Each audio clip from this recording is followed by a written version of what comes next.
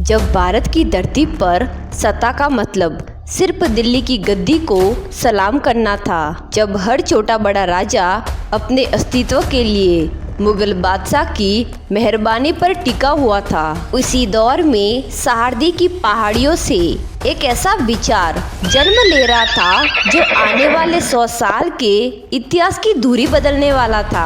और ये विचार किसी विशाल सेना या अपार धन से नहीं, बल्कि एक युवक के फैसले से जन्मा था। छत्रपति शिवाजी महाराज का पहला और सबसे बड़ा फैसला हिंदवी स्वराज्य, ये सिर्फ एक राजनीतिक योजना नहीं थी, बल्कि एक मानसिक विद्रोह था, क्योंकि छत्रपति शिवाजी महाराज ने सबसे पहले लोगों को ये सोचने पर मजबूर किया कि ये भूमि किसी विदेशी तख्त की जागीर नहीं, बल्कि यहाँ के किसानों, सैनिकों, माताओं और बेटियों की है। उन्होंने सत्ता को ईश्वर का वरदान नहीं, बल्कि जनता की जिम्मेदारी माना। यही कारण था कि उनके राज्य में लगान तय था, किसानों की फसल लूटी नहीं जाती थी और महिलाओं के सम्मान को युद्ध से भी ऊपर रखा गया। ये फैसला इसीलिए भी ऐतिहासिक था क्योंकि इसने मराठा साम्राज्य को पहली बार एक लक्ष्य दिया, स्वतंत्रता।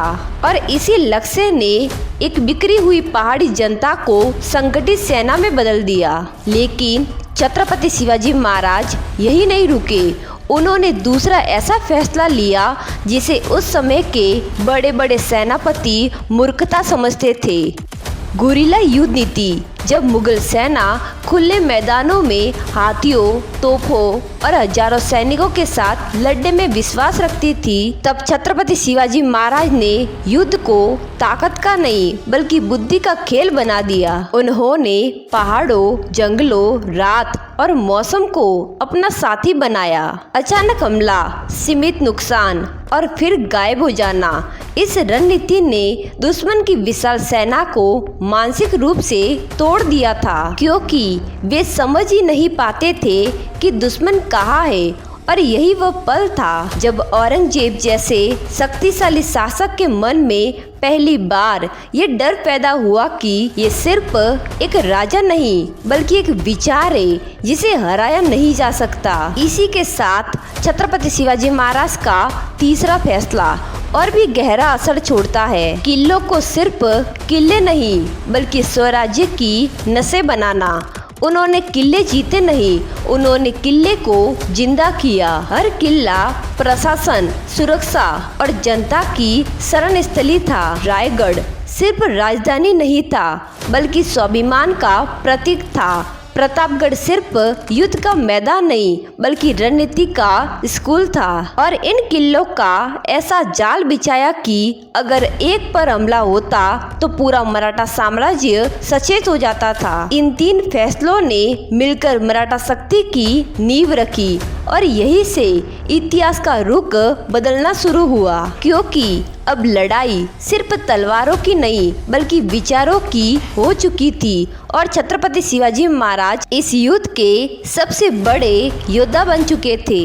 जब मराठा शक्ति की नींव मजबूत हो चुकी थी, जब छत्रपति शिवाजी महाराज के सामने सबसे बड़ा सवाल ये नहीं था कि युद्ध कैसे जीता जाए, बल्कि ये था कि किस तरह का राज्य रचा जाए। और यही से उनका चौथा और शायद सबसे दुर्लभ फैसला सामने आता है। युद्ध में भी नैतिकता, और उस दौर में जहां शहरों को जलाना, महिलाओं को बंदी बनाना और धार्मिक स्थलों को नष्ट करना विजय का प्रतीक माना जाता था, छत्रपति शिवाजी महाराज ने साफ आदेश दिया कि किसी भी स्त्री, बच्चे या साधु संतों को नुकसान नहीं पहुंचाया जाए। मस्जिद हो या मंदिर, उसे हाथ नहीं लगाया जाए।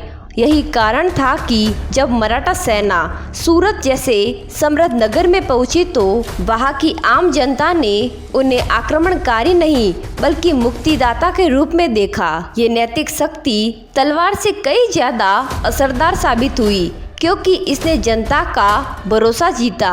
और बिना जनता के समर्थन के कोई भी साम्राज्य टिक नहीं सकता था। लेकिन छत्रपति शिवाजी महाराज का सबसे साहसी और इतिहास को हिला देने वाला फैसला तब सामने आया जब उन्होंने औरंगजेब की चुनौती स्वीकार की।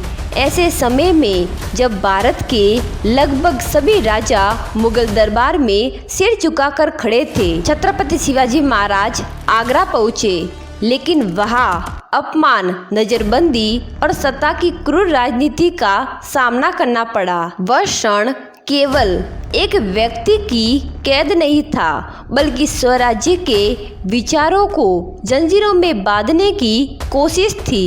फिर भी छत्रपति शिवाजी महाराज ने धैर्य नहीं खोया। उन्होंने अपनी बुद्धि, शांत दिमाग और रणनीति से इतिहास की सबसे चौंकाने वाली घटना में से एक को अंजाम दिया। आगरा से पलायन, बिना तलवार चलाए, बिना खून बहाए, मुगल साम्राज्य की सबसे मजबूत सुरक्षा को चकमा देकर निकल जाना। ये साबित करता है कि छत्रपति शिवाजी महाराज युद्ध सिर्फ मैदान में नहीं बल्कि मानसिक स्तर पर भी जीतते थे। और इसी घटना के बाद औरंगजेब ने समझ लिया कि ये व्यक्ति सिर्फ एक राजा नहीं बल्कि एक ज्वालामुखी है, जिसे दबाने की हर कोशिश उल्टा विस्फोट करेगी।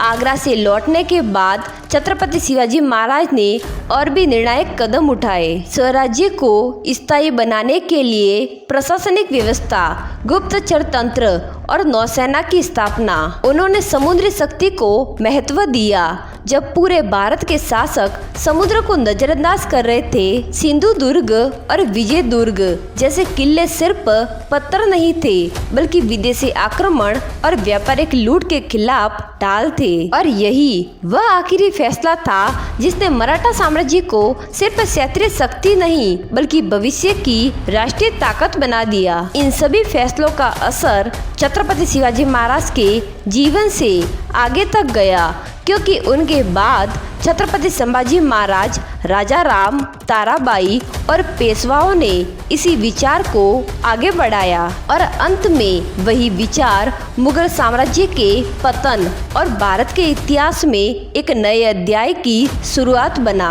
यही कारण है कि छत्रपति शिवाजी महाराज को समझना सिर्फ अतीत को जानना नहीं बल्कि ये समझना है कि साहस, नैतिकता और बुद्धि जब एक साथ खड़े हो जाते हैं तो इतिहास झुक जाता है। तो दोस्तों, इतिहास से जुड़े ऐसे ही वीडियो देखने के लिए चैनल को सब्सक्राइब जरूर करें और कमेंट में जय भवानी, जय शिवाजी जरूर लिखें।